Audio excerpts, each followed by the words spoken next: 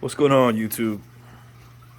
Just wanted to do another quick video on my aggressive cichlid community here.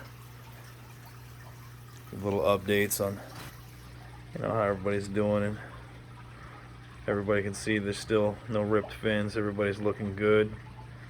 Fader flower horn / Texas is almost done fading. We'll see how he ends up turning out. Fast Day's looking fresh, and the Hulk, my gold sawmill, always center attention. Beautiful Cuban with the blue sheen.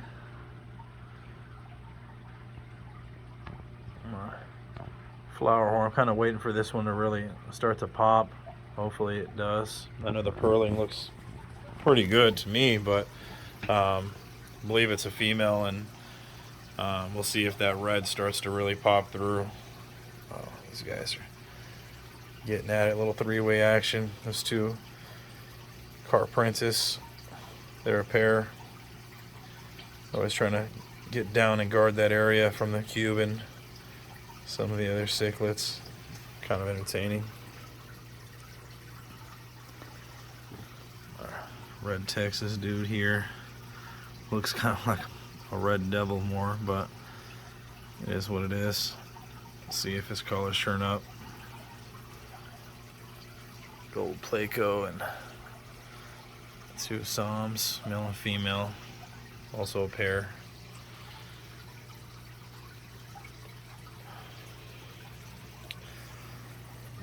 These guys right here, definitely growing much faster than I anticipated. I've had convicts in the past that never really kept up with the rest of the cichlids in growth, but these were listed as XL blue, polar blues.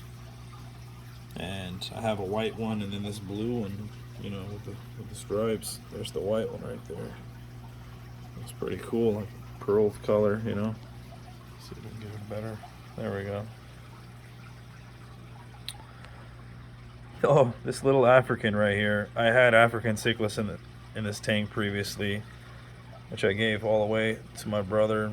He put in his 200-gallon, and this was one of the babies that I didn't even notice was left in this tank, and it's just been growing.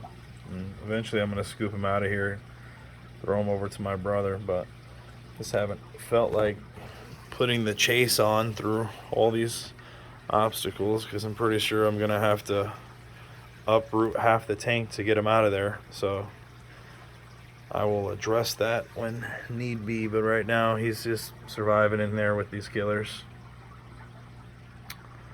But one thing I did want to mention that I forgot to bring up in the last video is all my lucky bamboo. That's not fake, those are real, all growing out the back, and I just got them really just pushed down into the substrate. Some of it's growing out, just kind of let it do its thing, and yeah, it's been taking off very nicely. You can pick them up fairly cheap from like swap meets, and I think IKEA has them as well. You can order them online, but I just went to the swap meet out here in Vegas, and they had them pretty cheap, 24 inches plus or whatever. I think these were almost 30 inches, so it comes out the top of my 6 foot 125, which I believe is 24 inches tall, and looks nicely. If you do, I mean, obviously it's phenomenal for the water column. It eats the nitrates, which is the fish poop and all that goody stuff about having live plants in your tank. It does for you. You just want to make sure that the leaves are out of the water, though. That's where a lot of people I see in videos make the mistake, and they plant a whole lucky bamboo underwater to, find within a month or two the leaves, if aren't ripped apart by the cichlids, will start to deteriorate and rot out themselves. So it's just put bad stuff in your water column, and kill the plant over time.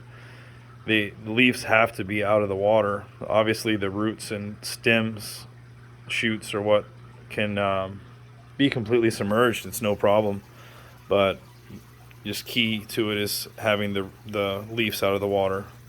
If nobody was informed before, because I've seen a ton of videos of people planting lucky bamboo straight in the substrate, just having it as a aquatic plant. And you know, when I first got one, it wasn't these bigger ones, it was a smaller little twisty one.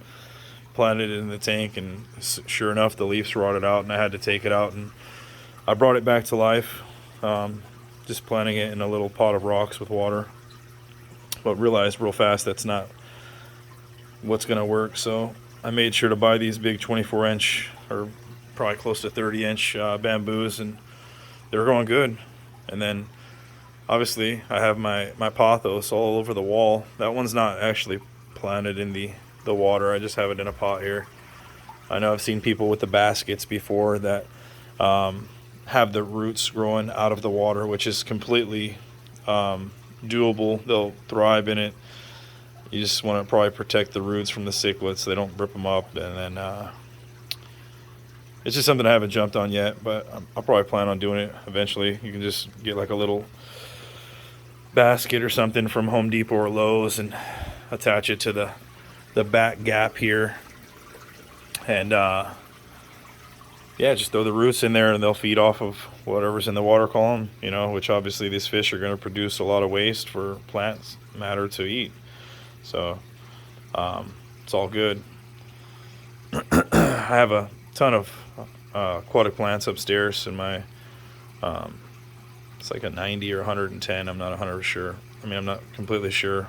It's a acrylic tank, a little bit shorter than this one, almost the same dimensions though, just a little shorter. It's not exactly 6 foot, the one upstairs, but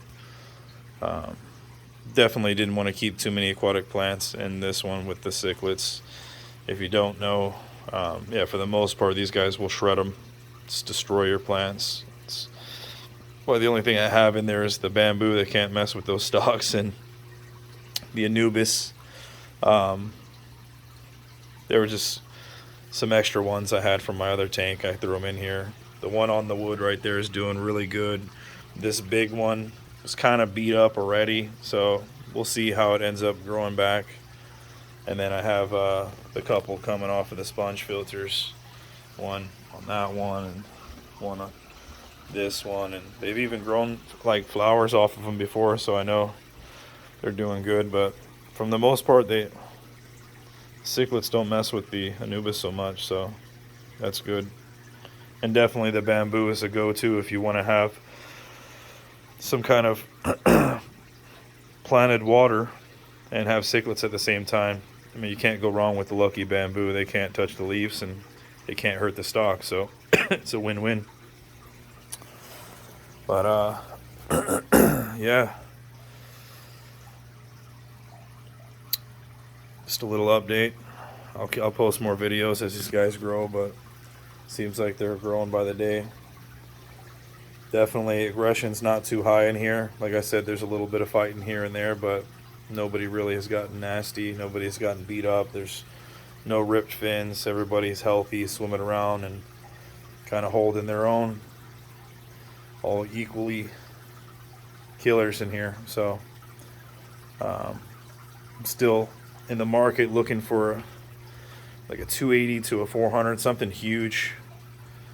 I got plenty of room for it so I can upgrade these guys' tank as they grow, and hopefully they'll be able to live out their lives in that tank. And if worst case scenario, I'll have this one to separate maybe the pack in half if I need to. But hoping that I can keep all these beautiful cichlids in the same tank for the lifespan of them. And I know it's not going to be in this tank. I know there's going to be some critics on there that are like, in a 125, those guys are going to kill each other, which I'm sure full size, yeah, they'd definitely be quite a war in here. But they're holding it down for now, and I'm going to upgrade them soon enough.